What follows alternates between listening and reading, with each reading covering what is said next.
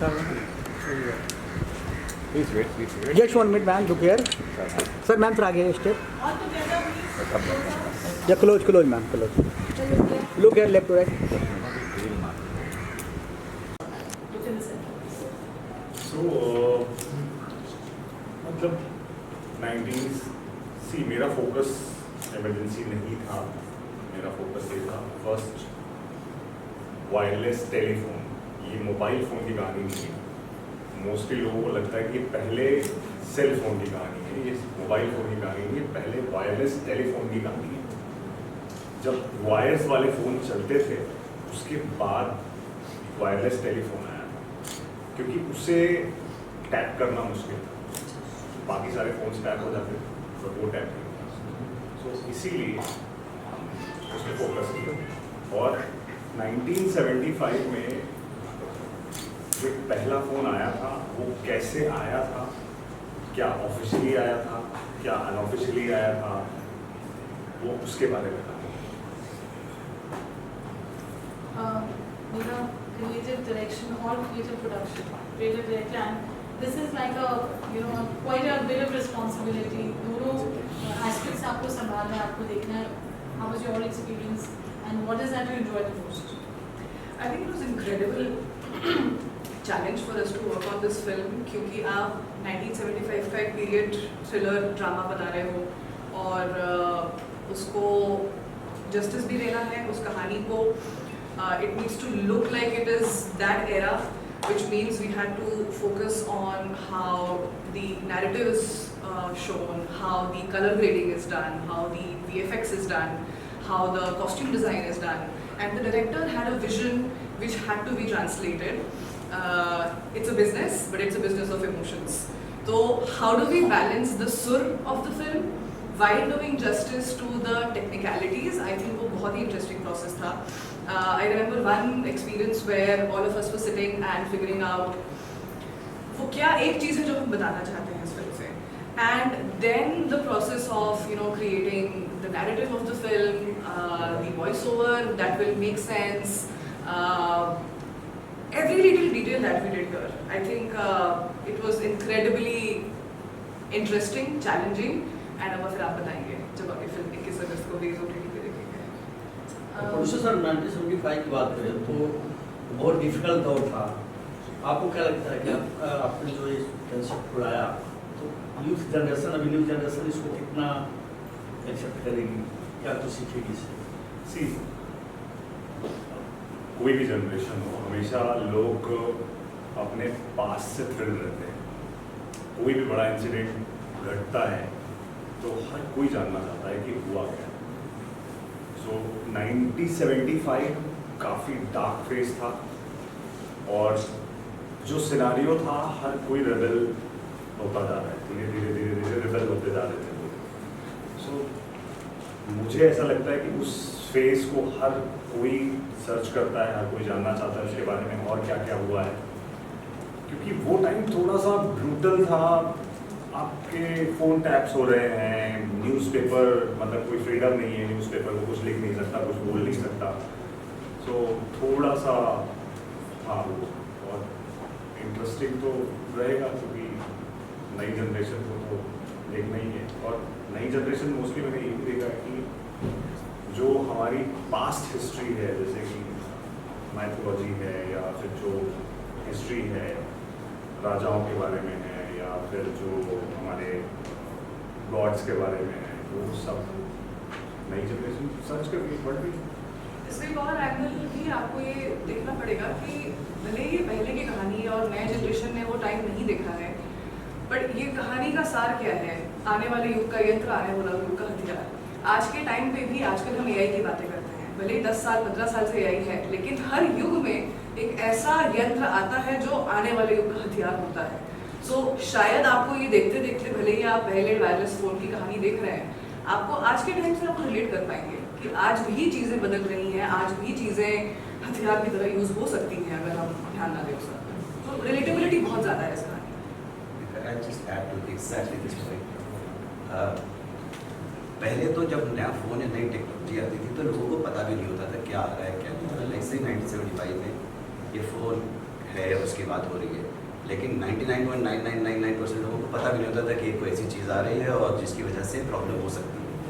जैसे कि उसने कहा आजकल तो हम अवेयर हैं कि एक कोई भी नई टेक्नोलॉजी कोई नई चीज़ आती है तो उससे थ्रेट क्या क्रिएट होता है। So it's a very relatable stuff कि एक नई चीज़ आ रही है उससे क्या थ्रेट या क्या एडवांटेजेस या क्या हम नया अपॉर्चुनिटीज़ क्रिएट कर सकते हैं। This film is about that. मेरा सवाल आपसे है कि आप what was that, you know, the creative inclination you had towards the subject that you did? So the subject itself, because अगर आप ढूंढने जाएं तो 75 का जो भी आपको इन्फॉर्मेशन और जो न्यूज़ मिल रही है वो सिर्फ यही मिल रही है कि जो गवर्नमेंट या उस समय पॉलिटिकल सिनेरियो में जो अप्रूव्ड थी। अगर आप इसके बारे में ढूंढने जाएंगे तो शायद आपको इंटरनेट पे कुछ नहीं मिलेगा, बट द वेरी फैक्ट कि कुछ नहीं मिल रहा था was the interesting part of the about the story कि इतनी इंटरेस्टिंग स्टोरी है जो कि पहला वायरलेस टेलीफोन है जो इंडिया में आया, कैसे आया, क्या क्या प्रॉब्लम्स हुई, एंड उसके बेसिस पे एक ह्यूमन स्टोरी है ये। इट्स नॉट अबाउट फ़ोन की स्टोरी है, फ़ोन की स्टोरी तो है ही बट इमरजेंसी की स्टोरी नहीं है, पॉलिटिकल इंक्लिनेशन कुछ नहीं है इसमें, बट एक इंसानों की लाइफ में अलग अलग जो हमारे किरदार हैं उनकी लाइफ में ये फ़ोन किस तरह से हिस्सेदारी की है उसने। किसी ने कुछ ने अच्छा काम किया, किसी के लाइफ में इसने कोई बुरा, उसकी लाइफ में बुरा हुआ इस फ़ोन की वजह से। तो it's about a human story, it's not about politics, it's not about anything else, but it's कोई भी स्टोरी ह्यूमन स्टोरी होना बहुत ज़रूरी होती है, नहीं तो फिर आप एज एन ऑडियंस आप उसको पसंद नहीं करते। तो human story is what this film is all about, with the backdrop of politics and with phone being a very integral part of the film. My next question is the film deals with silence, restricted communication, and fear. How did you translate these themes visually and emotionally? Silence इतनी interesting चीज़ है ना कि अगर जहाँ पे आपको silence feel कराना है वहाँ पे आप बहुत तेज सा बीजीएम डाल दोगे तो वो साइलेंस फील कर सकता है इंसान। और दी कॉन्ट्ररी जब आपको ऐसा इमोशन फील कराना है जहाँ पे आप बीजीएम भी हटा दो, डायलॉग भी हटा दो और आपका बस जो सेट है और जो एक्टर्स हैं, I think we have tried to play a lot with the technicality of the film here, क्योंकि सब्जेक्ट इतना डार्क है, सब्जेक्ट इतना डेंस है। You will feel a lightness जब आप ये फिल्म देखोगे, चाहे वो के मेनन सर की एक्टिंग हो, the way he brings humour in a very difficult scene. आपने ट्रेलर देखा है, वहाँ पे कोई मर रहा है, कहीं गोली चल रही है, बट वहाँ पे के मेनन सर इतने प्यार से कोई शायरी दे देंगे या कोई मुहावरे दे देंगे। I think we try to balance the heaviness of the film with lightness of the technicality of the film. That's you will have fun watching it. But उसका मतलब ये नहीं कि हम सब्जेक्ट को हमने थोड़ा सा डाइल्यूट किया, it is just that you see the dichotomy of human emotion at that time. जब आप कन्फ्लिक्टिंग इमोशंस होता है आपका उस समय में, तो आप कभी कभी आप जोक मार देते हो, कभी आप किसी की मैयत में भी जा रहे हो तो आप, कुछ लोग होते हैं जो जोक मार देते हैं, तो वो ऐसा नहीं कि वो कर रहे हैं, but it's just that the way of expressing, some people have different ways of expressing emotions, so that's what. How challenging was it to recreate the world of 1975 this era, while maintaining the pace and intensity of its rhythm? Interesting. So वैसे तो this should be sent to the art department because they had the artist of the time. The look, if you look at the feel, if you look at how it is, it was partly challenging in a way कि a lot of India has retained that part of it. If you see there, no spoilers, but there is a Haveli and there is stuff over there which exists. So of course, extensive reiki, extensive detailing of what exactly, what is the look and the feel, how do we want it to be like. So I mean, that way it was there in terms of costume and all. It was a brilliant job done by the costume designer. We just got it right. And if you really look at KK and sir and all the reactions that are coming, he straight away looks like an actor from the 1970s, and he internalized it and he just brought along the era alive on the screen. It's a true story. It's inspired. It's a true story. Inspired.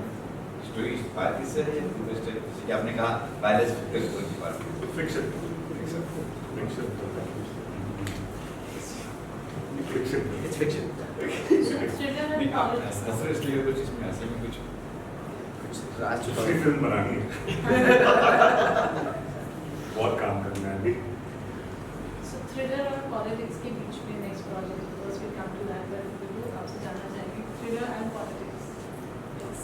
It's a lethal combination. doesn't it go hand in hand? Thriller and politics always goes hand in hand.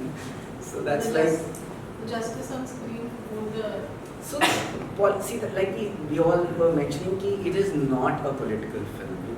Politics is just a backdrop क्योंकि वो एक incident ऐसा उसमें वहाँ पे हमने plan किया कि वो एक फ़ोन की कहानी है जो पॉलिटिकल बैकग्राउंड में हुआ है ये सब, but politics is not in the forefront. Phone की कहानी है, इंसानों की कहानी है, और थ्रिलर है कि वो एक फ़ोन इनकी लाइफ में कैसे इम्पैक्ट करता है और ये लोग कैसे उस हर सिचुएशन से डील करते हैं बेसिकली।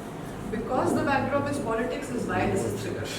अच्छा, काफी मंची हुई कलाकार भी आपने के विमन जी करके जी परवेज जी स्क्रिप्ट की मान लिया स्क्रिप्ट तो आप एक लिखते हैं, फिर उसमें आपको समझ में आता है कि इस कैरेक्टर में कौन सा किरदार, कौन सा पात्र जो है, कौन सा इंसान एक्टर फिट बैठेगा, तो उस हिसाब से फिर सबकी कास्टिंग हुई है, and then basis that it is what it is and everybody did a phenomenal job. Artist का एक प्रोजेक्ट में इन्वॉल्व होना स्पेशल आई कीर्ति एंड तो उनकी खुद की इन्वॉल्वमेंट, उनके खुद के inputs, anything interesting that happened, any of you would want to share that? So दोनों जन बहुत सपोर्टिव हैं, के सर भी, कीर्ति मैम भी। स्क्रिप्ट पार्ट तो ओबियसली उन्होंने देखा, समझा, उनको इंटरेस्टिंग लगा तभी उन्होंने किया। तो जो फिल्म जब कर रहे थे तो कुछ anything that you would know of? I mean, a lot of people had a lot of fun. I mean, fun is not in the actors that they're playing the part, but apart from that, when because अगर किरदार आपको समझ में आता है as an actor, तो आप फिर उसको आप फिर आपको मज़ा आने लगता है, क्योंकि कभी कभी बहुत कम ऐसा होता है कि एक्टरों को ऐसा किरदार प्ले करने को मिलता है। तो सबका एक बहुत ही डेफिनेट रोल है, and they are very important actors in the narrative of the film. So सबने मज़े बहुत किए, लेकिन जब कैमरा ऑन होते ही everybody was into the character, and but everybody had a lot of fun in spite of it being such a heavy and a dense film. I mean, you will see Kirti in a very different avatar. Yeah. You've seen her, anyway, she's a very versatile actor, but अब आप इसमें देखोगे तो she actually looks and behaves and feels like somebody who was living in the 70s. It was incredible to see that transformation on screen. Shrika has already stirred up a lot of buzz around the film. What are the expectations now? It's just going to be released, right? Expectation तो हम कुछ मतलब पहले से expectation करके कोई मतलब नहीं है। मेरा मानना ये है, अगर आपका सिनेमा अच्छा है पीपल विल सी, और बेस्ट जजमेंट ऑडियंस ही दे सकती है। हम अपने मन में शेख चिल्ली की जैसा कुछ भी करते रहें कि ये मैंने तो ये बना दिया, फाड़ दिया, ऐसा हो गया, वैसा हो गया, तो सब बात की बातें हैं। मतलब मेन जजमेंट ऑडियंस ही करेगी। माय बाप तो ऑडियंस ही है। बात करें संगीत की, तो गाने पे सो इसमें 4 गाने हैं, एक बाबू हाफी का है और एक शान का है, और 2 गाने हैं तमाल पांडे करके नया सिंगर है। सो ये आपने सही सवाल पूछा, जो ये बता रहे हैं कि 2 नए सिंगर हैं। एक नया सिंगर, एक नया सिंगर है जिनके 2 गाने हैं। जी। रिसेंटली उनका गाना भी वॉर्नर म्यूजिक में भी आया है। We were very intentional in this project कि नए लोगों को जिनके पास टैलेंट है उनको भी मौका मिले। द फैक्ट दैट ये हमारे प्रोजेक्ट हाउस से पहली फिल्म आ रही है, वी वांटेड टू इंश्योर जिसको हम मौका दे सकते हैं उसको मौका दिया जाए in the right way which is right for the film. हमारा नॉर्थ स्टार हमेशा रहा है फिल्म के लिए बेस्ट क्या है, और उस हिसाब से आप ये जो 2 नए गाने बता रहे हैं, जब आप वो सुनेंगे आपको समझ में आएगा कि वो फिल्म का हिस्सा बन चुके हैं एक तरीके से। जिन्होंने BGM किया है, he is a Portuguese American music composer जो पोर्चुगल में रहते हैं, उनसे हिंदी सिनेमा का म्यूज़िक हमने कराया है। और ये इंसिडेंटली जस्ट सो हैपन्स कि रणक्षक मैंने एक मूवमेंट शुरू किया था कॉल्ड वॉइस ऑफ आर्टिस्ट, जो यूट्यूब में पॉडकास्ट की तरह से शुरू हुआ @VOA यूनिवर्स, आप देख सकते हैं। वी नेवर रियलाइज्ड कि वो एक हमारा पैशन प्रोजेक्ट था, उसके थ्रू एक आर्टिस्ट की कम्युनिटी बन जाएगी और आगे जाके हम साथ में काम भी करेंगे। विभू, शम्सी, मोजेस क्रिस्टोफर जिन्होंने म्यूजिक की है, everybody is a product of that community. और उस कम्युनिटी का पर्पस यही था कि जो आर्ट है वो अपने आर्ट की बात करें, जो आर्टिस्ट हैं वो अपने आर्ट के बारे में लोगों को बताएं और उनको मौका भी मिले, because there are so many talented people जिनको मौका ही नहीं मिलता है। And we continue that same thought process even during the post production and the promotion and marketing of the film. देश के हर कोने से लोग इन्वॉल्व होकर हमको सपोर्ट कर रहे हैं आज के टाइम पे, चाहे वो मार्केटिंग के लिए हो, चाहे वो कॉन्वर्सेशंस के लिए हो, चाहे वो सिर्फ बात स्प्रेड करने के लिए। आप सब, हम सब इस देश के अलग अलग कोने से आए हुए हैं। तो वी स्ट्रांगली बिलीव कि जो भी एक रिस्पॉन्सिबिलिटी, एक बोझ नहीं है ये, but the cinema is for people and we are the people of the country, so why not bring everybody along. Sir एक सवाल और है सर, कि अभी आपने एक सवाल किया था, आपने कहा था कि मुझे दूसरी फिल्म बनानी है आज बढ़ के, क्या ऐसे क्या डर है आपको कि दूसरी फिल्म बनानी है? डर है वो थ्रिलर और पॉलिटिक्स वाला चक्कर है। मतलब अभी हम हम सिनेमा में थ्रिलर और पॉलिटिक्स नहीं ला सकते, लाइफ में नहीं ला सकते। ऐसा लगता है कि आज के दौर में सब चुप रहने बेहतर है, पता नहीं कुछ बोल के। ऐसा कुछ नहीं है। I don't think that that's true. It's a lovely democratic country right now. But ये है कि पॉलिटिक्स की बात करिएगा तो लाइफ थोड़ी थ्रिलर हो सकती है, तो इसलिए सो पॉलिटिक्स की बात, मुझे ऐसा लगता है कि पॉलिटिक्स में मैं कच्चा हूँ। पॉलिटिक्स के बारे में ज्ञान नहीं है मुझे, और जिस चीज़ के बारे में ज्ञान नहीं है उस पर बात करना मूर्खतापूर्ण होगा मुझे, ऐसा पर्सनली आई फील। सबका डिफरेंट पर्सपेक्टिव है। और रही बात फिल्म बनाने की, इश्यूज आने की, तो वो तो नहीं आएगा, क्योंकि ऐसा मैं कुछ कर भी नहीं रहा हूँ। अच्छा, फिल्म रहेगी। AI ने बहुत सारे काम आसान कर दिए हैं। ये 1900 जो है मतलब 1975 की स्टोरी है लगभग, तो AI ने कितना यूज हुआ है और AI ने क्या इस काम को कुछ आसान करके दिया है?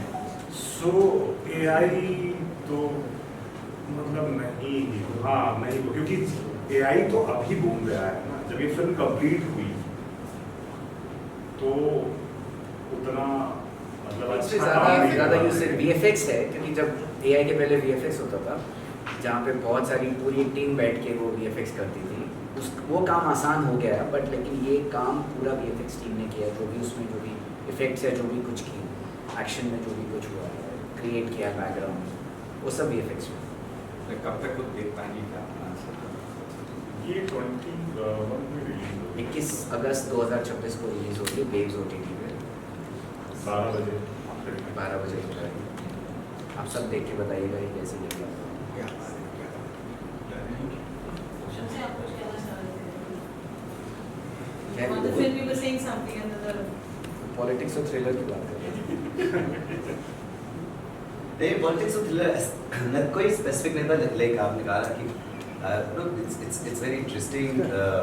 अभी जो फिल्म के रिलेटेड ही बात है कि the story is about a common man who truly passionately loves his country, and like हम सब, like everybody who's watching, who's seeing, जब हम अपनी कंट्री को बहुत प्यार करते हैं तो उसके साथ अगर कुछ भी गलत होता नजर आ रहा होता है तो हम नाराज़ होते हैं, जैसे अपनी माँ से नाराज़ हो सकते हैं।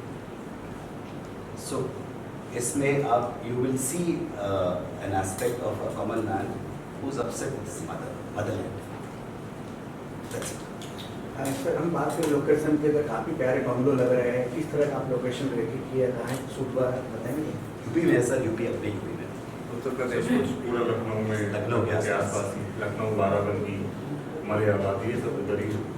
सोशल मीडिया के मार्केट जमाना है, किस तरह के सॉन्ग है? अगर ट्रेंडिंग से लोग बोलते क्या हिट है या फ्लॉप है, लोगों को पता चल जाता है। तो किस तरह के सॉन्ग है? रोमांटिक सॉन्ग है, देशभक्ति है, किस तरह के सब है। सब है, मतलब एक रोमांटिक है, बाकी 3 डिफरेंट जॉनर्स हैं। आपको रैप भी मिल जाएगा, आपको रोमांटिक गाना भी मिल जाएगा, और आपको पूरा रेंज मिलेगा। ये 4 गानों में आपको रेंज मिलेगा। सर, इमरजेंसी के ऊपर पिक्चर है दिखा, इसमें इंदिरा गांधी का जिक्र भी है, हमने नहीं सर, इंदिरा गांधी का कहीं दूर दूर तक कोई जिक्र नहीं है, इसमें कोई फोटो भी नहीं मिलेगी आपको। वो जो आप देख रहे हो अभी, जो वॉइस ओवर भी देख रहे हो, राष्ट्रपति जी ने आपातकाल की घोषणा की है, वो भी इंदिरा गांधी की आवाज़ दी है सर, इनसे वॉइस ओवर कर सर रहा है। लेकिन एक बात पूरी तरह से क्लियर है कि 1975 इमरजेंसी के नाम से जाना जाता है और लोग आज तक जितने भी लोग हैं अच्छी तरह जानते हैं 1975 यानी इमरजेंसी, और इमरजेंसी यानी इंदिरा गांधी का नाम आना, कांग्रेस का नाम आना। और आप अभी तक पूरे इंटरव्यू में कांग्रेस का नाम, इंदिरा गांधी का नाम, पॉलिटिकल सारा चीज साइड दे रहे हैं। सर इस बात पे मैं आपको ये कहूँगा कि 1975 में आप जूम आउट होके देख रहे हैं, जूम इन करके देखिए। ऐसा कोई ज़रूरी नहीं कि इमरजेंसी चल रही थी तो सब कुछ मतलब गांधी परिवार के बारे में ही बात हो रही। नहीं, गांधी परिवार को इतना भगवान आप लोग क्यों बना के बैठे हुए हो कि 75 की बात होगी तो सिर्फ भगवान की बात होगी? नहीं, हम इंसान भी हैं, उनके बारे में भी आप बात करिए। डिफरेंट स्टोरीज हो रही थी वहाँ पे। अगर हमारे सबसे बड़ी प्रॉब्लम हमारे देश की यही है कि हम लोग नेता को भगवान, अगर अपनी आप रिस्पॉन्सिबिलिटी खुद लेना नहीं सीखोगे तो फिर दिक्कत। खुदा मत बनाओ प्लीज, वो हमारे लिए काम करते हैं, वो हमारे भगवान हैं, और उनको वैसा ट्रीट मत करिए। आप इमरजेंसी सोच के आएंगे and then you will see the film and you will be pleasantly surprised. तो इमरजेंसी से कोई लेना देना नहीं, वो एरा था, वो समय था। उस समय में सिर्फ इमरजेंसी ही नहीं हो रही थी, कितने लोगों की जिंदगी में क्या क्या हो रहा था। कुछ लोग डरे हुए थे, कुछ लोगों के पास पैसे नहीं थे, कहीं काम नहीं हो रहा था, भूख से मर रहे थे। थोड़ा सा जूम इन करिए, उस टाइम की population around 70 crore, 60-70। I think it's not factual, मतलब मैं लगभग में बता रहा हूँ आपको। बाकी लोगों की जिंदगियों पे नजर डालिए, सिर्फ और सिर्फ नेता के पीछे मत घूमिए सर। हम हैं, आम जनता है, आम जनता को एक्नॉलेज करना बहुत जरूरी है। आपने इन आउट मतलब थोड़ी बहुत भी आउट भी नहीं हुई है, खाली इन ही हुई।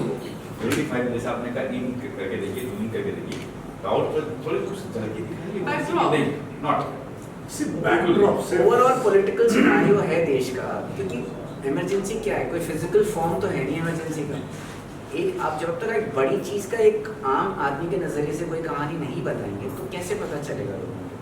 तो एक आम आदमी कैसे इम्पैक्ट हो रहा है इस लार्जर नैरेटिव का is what our film is all about. Politics है, आज के टाइम में भी एक आम नागरिक कैसे इम्पैक्ट हो रहा है पॉलिटिक्स से, आप वो कहानी आप समझोगे। नहीं तो आप जूम आउट करके देखोगे तो इमरजेंसी ऐसी कोई फिजिकल फॉर्म तो है नहीं ना उसका।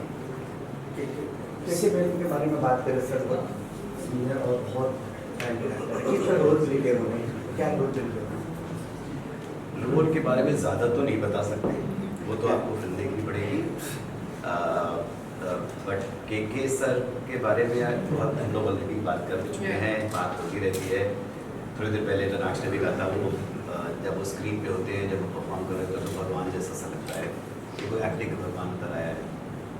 तो it's a passionately made film about passion, और उसमें के सर का जो काम है ना वो एकदम यही है, it's all about passion, nuanced, passionate, detailed.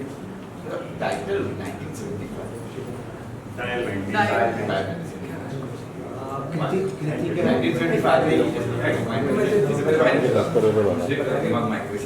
वही निकल के आप आइए 75 सोच के, इमरजेंसी सोच के, फिर then you will be pleasantly surprised.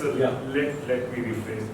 So dial 1975 इसलिए कि 1975 में ही वो फोन आया, तो डायल प्लस पीएल उसको हमने कॉम्बिनेट करके उसको टाइप किया।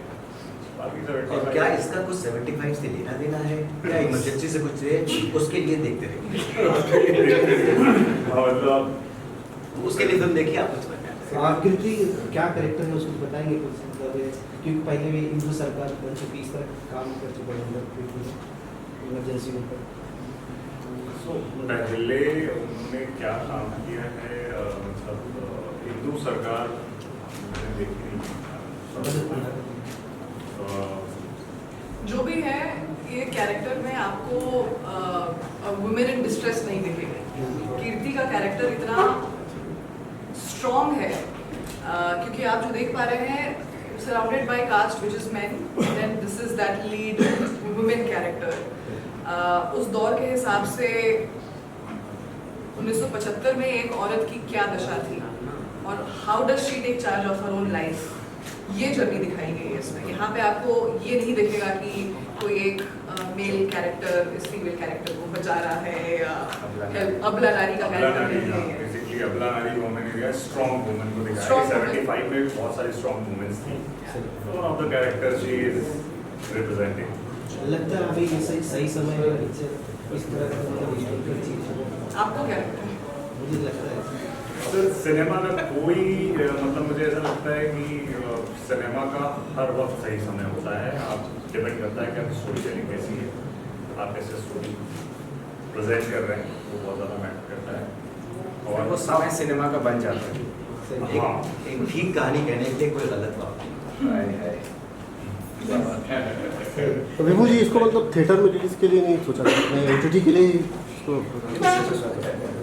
सर थिएटर रिलीज करने की हमने हिम्मत तो की, बट चूँकि बहुत सारे लोगों ने, आप तो पता है कि हिंदुस्तान में एडवाइस फ्री मिलती है, तो एडवाइस इतनी ज़्यादा फ्री मिल गई मुझे कि मेरी हिम्मत छूट गई। मतलब जिस सबसे बड़ी प्रॉब्लम लोग यही बोलते हैं कि सर को देखने कोई थिएटर नहीं है, सबसे बड़ी प्रॉब्लम। और मुझे ऐसा लगता है कि आएगा, 100% आएगा। मैं कभी भी उनको स्टार से हल्का नहीं मानता। Any more questions? Thank you.